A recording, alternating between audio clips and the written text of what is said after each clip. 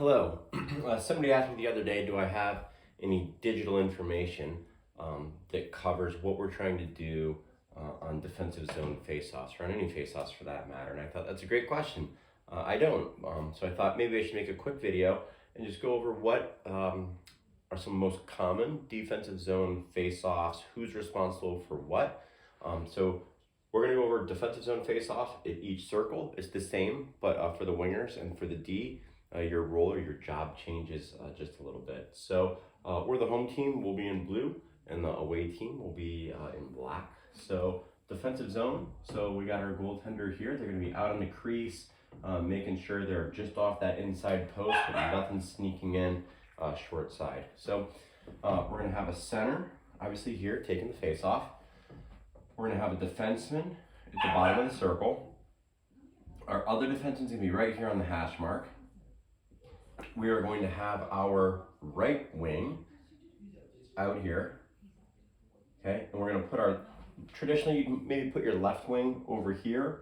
We're going to put our left wing on the circle right there, okay? Now, how's the other team going to be lined up? They're going to have their center there, obviously.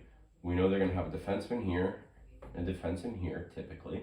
They're going to have their left wing right here. And then they're going to put a shooter oftentimes here or maybe here, okay? Somewhere in that area, okay?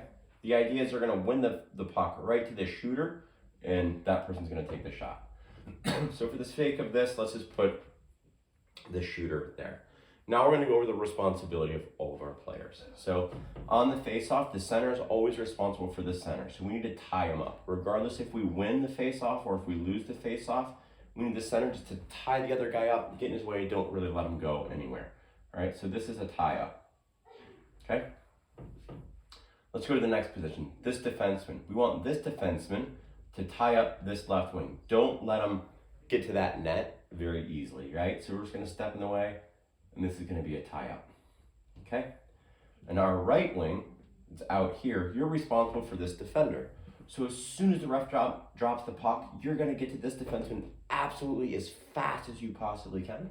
And the reason we're going to go fast is if they get the puck, we don't want to give them time to get a good shot, right? So you want to try to, if the puck's going to come to them, you want to beat the puck to them like that fast.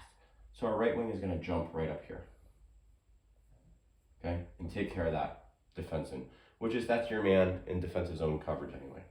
Now, the most important person on a defensive zone faceoff is this wing right here. So we're on the left side, so it'd be the left wing.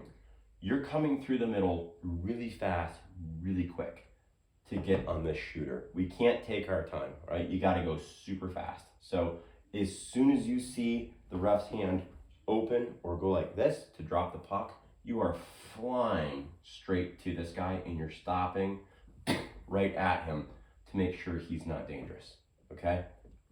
Then you're assessing where the puck is. Maybe we win the puck and you get your breakout position or whatnot.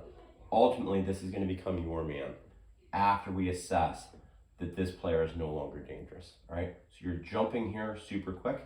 One of our players did this last night in our game. They went so fast.